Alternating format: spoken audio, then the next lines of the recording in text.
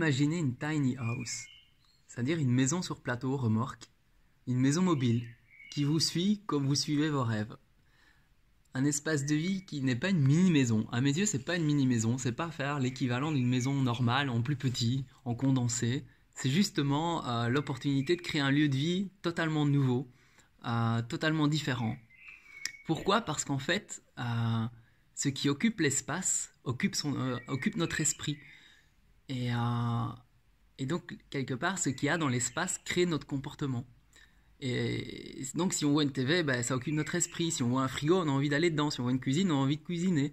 Il y a ce côté où, en fait, c'est une question centrale de savoir dans le lieu et dans l'habitat dans lequel on veut vivre, ce qu'on a envie de vivre. Et je me suis posé cette question. Qu'ai-je envie de vivre dans cette tiny house, dans cet espace simple, épuré et à la fois compact, plutôt petit.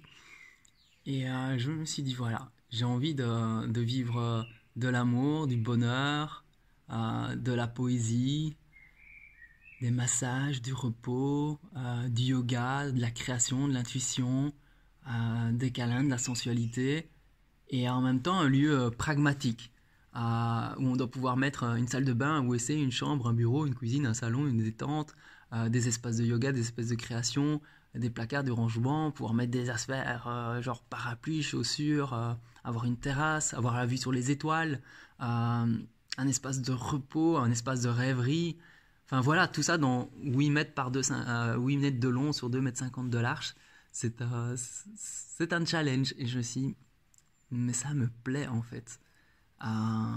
J'ai envie de quelque chose qui me rassemble, un endroit qui invite au mouvement, à la souplesse, au bien-être du corps, à grimper comme un enfant sur un arbre de la vie, explorer le monde, avoir un espace à la fois moderne, éveillé, beau, dans une culture zéro déchet, lumineux, aéré, toilettes sèches, éco-friendly, sain pour le corps et l'âme. Un endroit où mon âme se sent bien. Voilà, beau, harmonieux, quelque chose qui me ressemble de l'intérieur, où quand je m'y retrouve, j'y suis entièrement, tant à l'intérieur qu'à l'extérieur, quoi. Un endroit où la poésie existe et qui invite l'esprit à plus de poésie aussi. Un espace où finalement tout a un sens, tout a des multiples fonctions, un espace modulable, fonctionnel, pragmatique, esthétique, connecté à la nature, qui donne envie d'aller dehors aussi, tout autant qu'aller dedans.